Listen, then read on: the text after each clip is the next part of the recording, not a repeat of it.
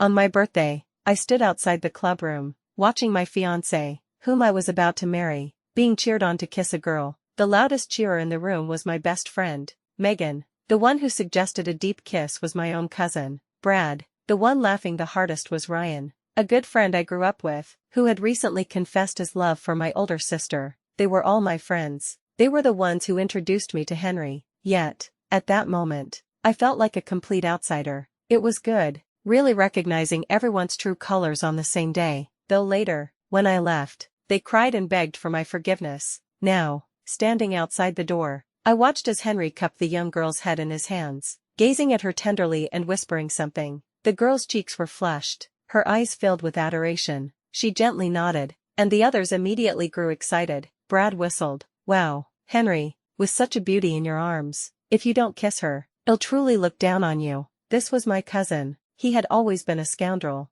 but he constantly swore to protect me. His mistakes could circle this room several times over, but he always stood before me with a greasy grin, saying, "Dear sister, help your brother out just this once. We're family by blood." After all, when Henry successfully proposed to me, Brad pretended to be furious, punching Henry's chest and declaring, "If you dare betray my sister, I'll be the first one to deal with you." Sitting next to Brad, Megan was laughing hysterically. I don't think I had ever heard her laugh so openly. In front of me, she always maintained a quiet and gentle demeanor. I never knew she had such an unrestrained side. "Kiss her," the girl agreed, "so stop being coy. It'll be harder to kiss other people once you're married." Megan and I had been friends since middle school. She came from a small, deeply patriarchal village family. Before I met her, she was as thin as a bean sprout. She almost couldn't afford to go to school. I paid for her education and, after graduation, gave her a job at my family's company. When she graduated, her parents tried to marry her off for the dowry money. I paid them off to ensure she could live without worry. She often hugged me and told me I was her angel.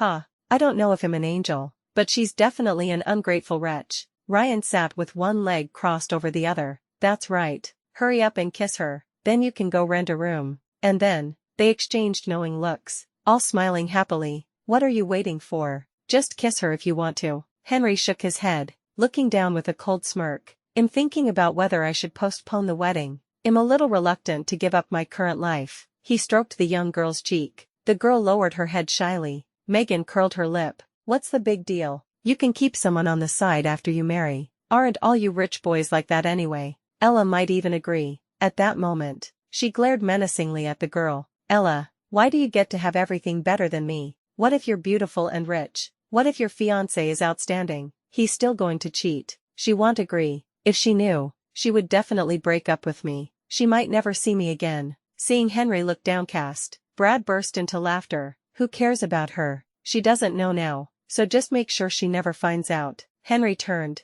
looking deeply into the girl's eyes, stroking her hair as if he had made a final decision. "You're right. She'll never know." The blush had spread to the girl's ears. She parted her lips, looked up at Henry, and leaned softly against his chest. Henry lowered his head, held her face, and passionately kissed her. They were familiar with each other, engaged in a deep, fiery embrace. My mind instantly went blank, and I stared at them numbly, rooted to the spot. My blood seemed to rush backward, and my hands involuntarily clenched into fists. Henry pursued me for 3 years, and we dated for 3 years, culminating in a successful proposal just a few days ago. During our 3 years together, he respected me. Even our kisses were fleeting. Yet here I was, seeing this passionate side of him. He used to say he had a slight phobia of intimacy and that he needed to be mentally prepared before doing certain things. Now, I felt he was utterly filthy. Just last night, I was nestled in his arms. He kissed the back of my hand and smiled, thanking God for letting him meet me. He claimed that if he hadn't met me, his beloved, he might never have married. In his original trajectory, he was heading down a dark path.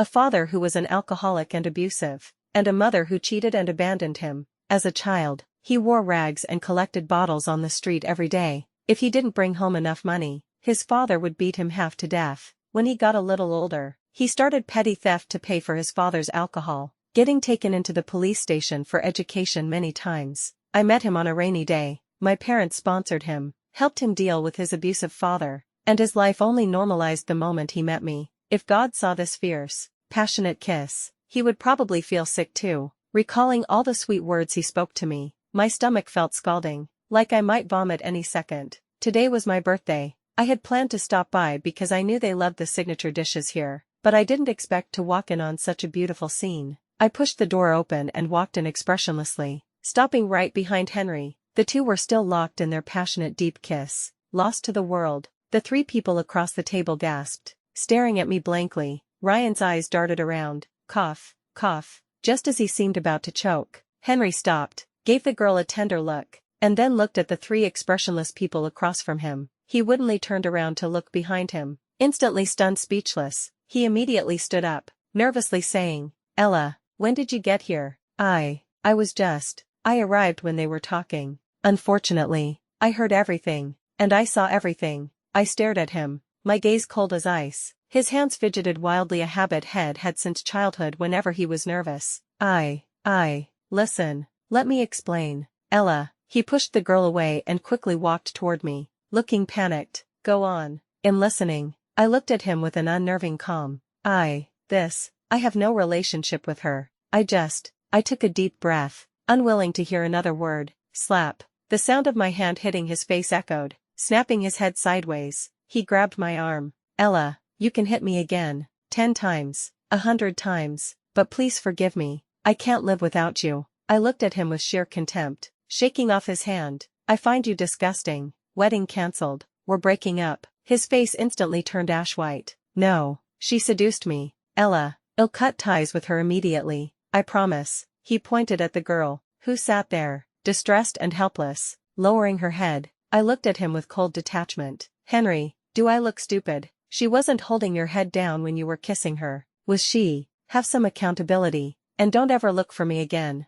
Before he could speak, I walked past him and approached the three people opposite. I slightly curved my lips. You three really did me proud. Ella, we have no relationship starting now. Leaving the room and reaching the lobby, Megan grabbed my hand, looking anxious. Ella, I'm sorry, I was wrong. I promise I won't ever do that again. Please forgive me. I yanked my hand away. Megan, I believe I've treated you well, even if you weren't my friend. Any stranger who saw someone's fiancé messing around would feel obligated to give a warning, but you were helping him mess around. I can't figure you out. I was wrong. Ella, please forgive me. Are you, perhaps, like characters in a TV drama, thinking that all the good things and help I gave you were just charity? She widened her eyes, then shook her head vehemently. I didn't think that. I raised my hand and held it out to her. I don't care what you think. Give me back your earrings, bracelet, ring, and purse. As for the past, forget it. I'll consider it food for the dogs. She looked shocked, then nervously glanced at the onlookers in the lobby. She whispered,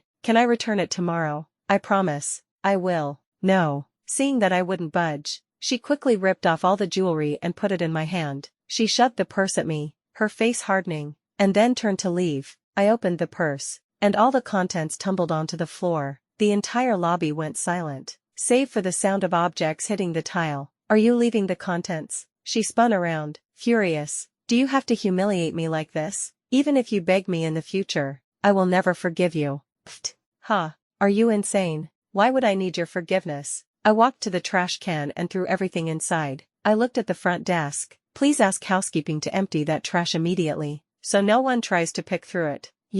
Ella, is having money all that matters? Megan stomped her foot. I will never forgive you. Megan's father was deeply prejudiced against women and never gave her money for food in middle school. During lunch break, she would either drink water on the playground or sleep at her desk. Later, she would go into the small woods, where, for $10, she would let people touch her after stripping off her clothes. I rushed into those woods, helped her get dressed, and chased the boys away. She clung to me, weeping hysterically. From that moment on, whenever anyone bullied her, I stood in front of her to protect her. I was conscious of her insecurity, so I always pretended I packed too much food and invited her to eat with me. When she entered high school, her parents claimed they couldn't afford to let her study, so I funded all her expenses throughout high school and college, and later placed her in my family's company after graduation. Now, looking at the items in the trash can, I smirked coldly. I certainly nurtured an ungrateful wretch. When I got home,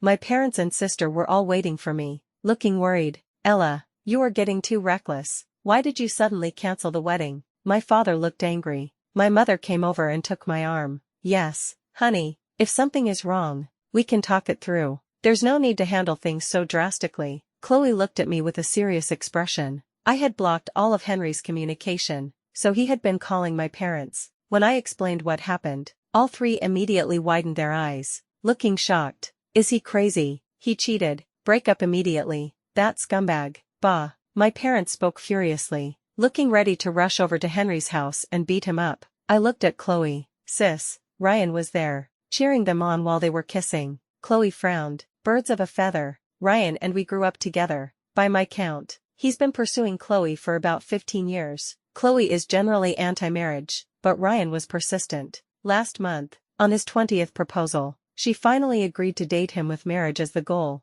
I didn't want my situation to affect their relationship, but if Ryan really became my brother-in-law, I would be disgusted to death. The next morning, Henry was outside, making a scene, demanding to see me. When I went downstairs, my parents were standing at the door yelling at him. Henry, get lost. You have our Ella, and you're still messing around outside. My mom said this while pouring water out the door. My dad rolled his eyes. Humph, you're an embarrassment to all men. How dare you even call us? Henry was wearing yesterday's clothes, with huge dark circles under his eyes, looking utterly miserable. Ella, I really made a mistake. Just forgive me this once, please. I've already broken up with her.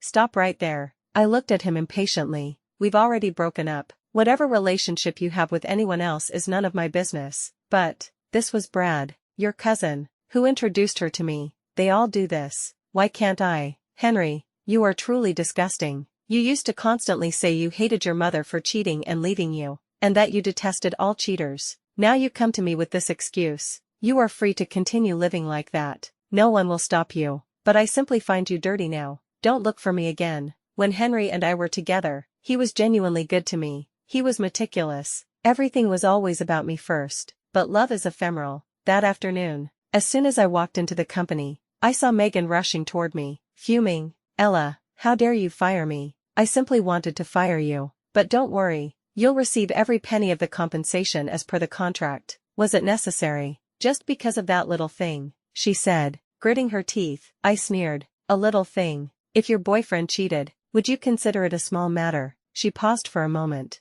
It were different. Henry is so outstanding. It's okay to have some fun before marriage. Why are you being so aggressive? You were going to marry him anyway. Seeing me stare at her silently, she pouted, grabbed my hand, and said, okay, don't be angry. Just tell HR to put me back on staff. I won't even hold it against you that you took back all the gifts yesterday. That's what friends are for, right? I realized how blind I had been to consider this person a friend. I didn't want any further contact with her. I looked at her coldly. Get out. If I see you again, don't blame me for being rude. As the security guards dragged her out while she cried and screamed, I made a phone call. I was never a saint. Later, Henry waited for me outside my house every night, regardless of the wind or rain. Even after I called the police and he was questioned, he still stood outside. I suddenly felt the cost of harassment was very low. Even if this person camped outside daily, as long as he didn't make an overtly threatening move, I couldn't stop him. I wrote a letter of complaint to the university where he was employed, which ensured he wouldn't appear in front of me for a while.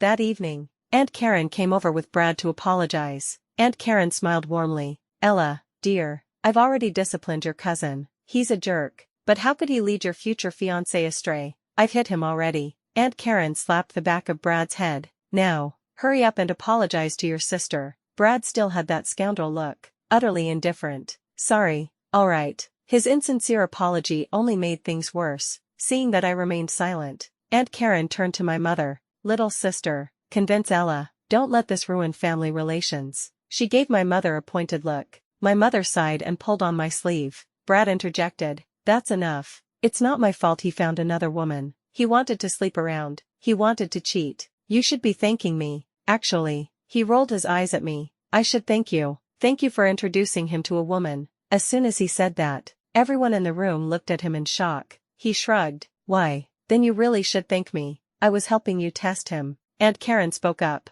Exactly. Ella, maybe Brad actually helped you. It would be much worse if you only found out he was no good after the wedding. My parents were furious, and just as my mother was about to speak, I stopped her. Aunt Karen, the girl Brad introduced to Henry is a model from his company, and the woman Uncle George cheated with recently was also a model from his company. I wonder if there's a connection. I smiled slightly at Aunt Karen. Him being a pimp for Henry is bad enough, since we weren't married yet, but if a son is pimping for his own father, that's quite something, wouldn't you say? Aunt Karen's expression froze. She woodenly turned to Brad. Does this have anything to do with you? Brad's face went instantly pale. Ella, if you dare talk nonsense, I'll kill you. Just as he was about to rush me, Aunt Karen grabbed his collar and roared. Did that woman your father cheated with have anything to do with you? Yes or no? Speak. Aunt Karen's eyes instantly filled with blood. It turns out the pain only registers when the stick hits you personally. A while ago, Aunt Karen caught Uncle George cheating. She aged 10 years overnight. Uncle George finally apologized on his knees and agreed to transfer all assets to Aunt Karen, which was notarized, finally settling the matter. Aunt Karen and Uncle George had always seemed like a loving couple. This incident served as a severe warning to me. The next day, Brad's sister, Sarah, called me to thank me. Aunt Karen found out that the woman Uncle George cheated with was introduced by Brad. Furious, she took back all of Brad's company shares, money, and houses. All transferable assets were moved to Sarah's name, and a notarized will ensured that Sarah would inherit everything. Their family had originally believed that daughters were meant to marry out, so they poured all resources into their son, intending to give nothing to their daughter. Unexpectedly, Aunt Karen gave everything to Sarah. I remember how happily Sarah was laughing on the phone. Ha ha ha ha, sis, you're my savior, now everything is mine. Ha ha ha ha, girls help girls. Indeed, I heard Brad was banished to the countryside. Without money or usefulness, he was ruined. A week later, I heard news of Megan when some girls at the company were gossiping. Hey, did you hear? Megan went back to her hometown. A group was shocked. What? Her parents were so sexist and abusive, they wouldn't even feed her. She actually went back. Huh. Not only did she go back, but she handed over all the money she had to her father to help her brothers build a house. She told me a few days ago. Actually, my parents are quite good. It was all a misunderstanding. Ella was the one who encouraged me to break ties with them. My parents and I are family. They would never hurt me. Those words truly made me feel like I'd been slapped. TSK. She escaped. And yet she went back. If it weren't for manager Joe helping her, she'd probably be miserable right now. People like her never get a second chance to change their fate. She's probably done for. Everyone sighed in disappointment. Actually, I was the one who called her parents to tell them she had been laid off. Previously, they knew I was close to Megan and dared not approach her. Now, they probably couldn't wait to pick her bones clean. A month later, I suddenly received a call from her. Her voice was tearful. Ella, please come and save me. My parents are trying to marry me off to the village cripple. I fiddled with the pen in my hand. How could that be? They're your biological parents. Your family. They wouldn't hurt you. Her voice grew increasingly frantic on the phone. Hurry up. They took all my money. If I don't come up with more cash, they'll marry me to the cripple. Ella, my life can't be ruined like this. Megan, why should I give you money? Why should I save you? If I went there, you'd probably sell me off. No, Ella, just give me some money. You saved me before. Please help me just one more time. Her voice grew increasingly miserable. No, if you have an issue, call the police. We have no relationship moving forward. After hanging up, I breathed a sigh of relief. The next time I heard about her was years later. I heard she married the cripple and was currently pregnant with her third child, fulfilling government policy. I remembered she had a boyfriend at the time. Why didn't he save her? The office gossip told me she found out her boyfriend was cheating. When she went to confront the mistress,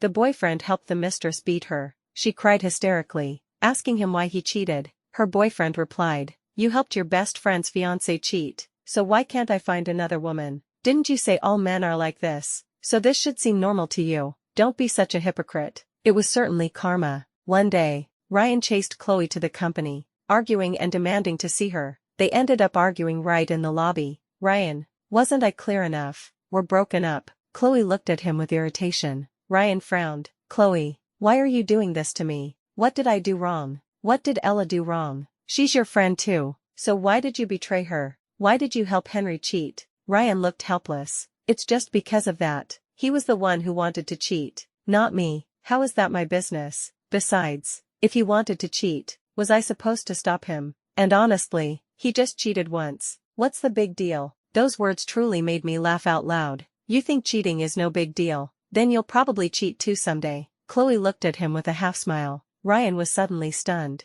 I will only love you. Even if other women stood naked in front of me, I wouldn't look at them. Stop talking. You are all birds of a feather. Ella was clearly your friend. Yet you sided with Henry and helped him conceal the truth. You genuinely disgust me, Chloe said, looking at him with revulsion. As Chloe turned to leave, Ryan tried to grab her, but she slapped him. Get out. Ryan stood there, stunned, watching Chloe depart. When I walked past him, he immediately rushed up to me. He whispered, Ella, please go explain to your sister that Henry's cheating has nothing to do with me and that you aren't mad at me. No. What? Perhaps not expecting my refusal, his face twisted in anger. Why am I being blamed for your two's messed up relationship? I looked at him expressionlessly. I won't explain anything to my sister, and I will not forgive you. My biggest regret is considering you my good friends because you are simply undeserving. I introduced you to my fiancé, and you helped him cheat. My eyes blazed with anger as I spoke every word slowly.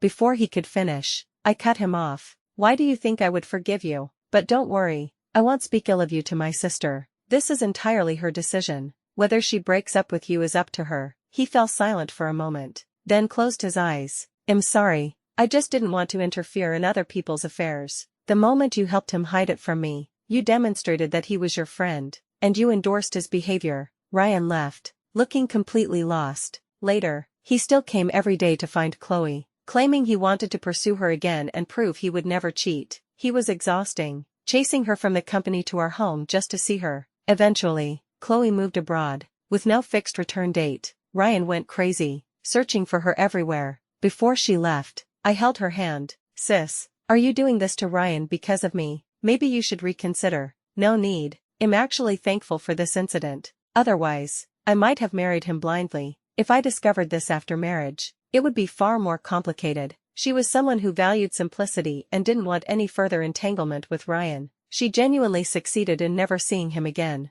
As for Ryan, he constantly posted on social media about losing the love of his life and closing off his heart forever. However, he did end up marrying a girl introduced by his parents. After marriage, the girl learned that he had once helped a friend cheat, and she immediately cut him off from all his social circle. Their home became a constant battleground. His mother even died of stress during one argument. Later, due to negligence, he lost his job and became a lethargic couch potato at home. Henry came looking for me again one day. Henry, there is truly no possibility for us anymore. He pursed his dry, cracked lips. Ella, I regret everything. I can't live without you. He choked up, looking like he was about to cry. I glanced at him. Why didn't you feel you would lose me when you were cheating? Stop being so melodramatic. He paused for a moment, haphazardly wiping his tears. Ella, someone reported me for cheating and engaging in illicit sexual relations. This is a critical time for my professorship evaluation. Can you please vouch for me? Huh? Vouch for what? How? He looked at me eagerly. Just say we broke up amicably and confirm that I didn't cheat. No, I will not help you with anything else. If I could go back to the beginning, I would never have pulled you out of the mud pit. I stared at him, saying every word distinctly. Hearing that, he walked backward weakly. Why won't you forgive me? Why? You loved me so much. I didn't want to talk to him anymore and turned to leave. The next time I heard news of him was a year later. I heard that somehow he still managed to get promoted to professor and started dating the dean's daughter. However, just as they were discussing marriage, his girlfriend caught him cheating. She made a massive scene at the university, known to everyone. The mistress then reported him for rape, and he was arrested by the police. When he was released, his professorship was revoked, and he was dismissed by the university. People online dug up his family background, claiming he was rotten to the core, and he faced constant online harassment. No school would hire him. No matter what job he found, people would harass him there. Eventually, he became homeless, collecting bottles for money. At a family dinner, my younger cousin, Sarah, happily came up to me. Ella, sis, guess what Brad is up to? Didn't he get sent back to the countryside? No. She wagged her finger. She whispered, somehow, while he was in the countryside, he got a girlfriend. They made some money, and he brought her back to see mom and dad. And then he knelt in front of my mom, crying and apologizing, talking about how much he regretted things and how hard life had been. So my mom, feeling soft-hearted, forgave him. I frowned. So he's living at home now. Aunt Karen forgave him that easily. Ha ha ha. You won't believe how ridiculous it got. He went home. What's so funny about that? She leaned closer. He and the girl lived at home for a month. Then, one morning, My mom found my dad and the girl sleeping in the same bed. Oh my god, forget novels. This was way more dramatic than fiction. It turns out Brad was the one who introduced them to the bed. And there's more. That same day, the police showed up at our house and arrested Brad and his girlfriend. They were running a prostitution ring and that's how they earned all that money. The girl was a prostitute. My mom divorced my dad immediately, who was rushing to the hospital to check for STDs. My mom used the opportunity to transfer every last asset to my name. She didn't leave a thing for those two men. Brad will probably be in jail for years. So, Brad truly was a pimp. Indeed, karma spares no one. Stepping out of the hotel, looking up at the clear blue sky, I felt that my life, finally, was wide open and bright.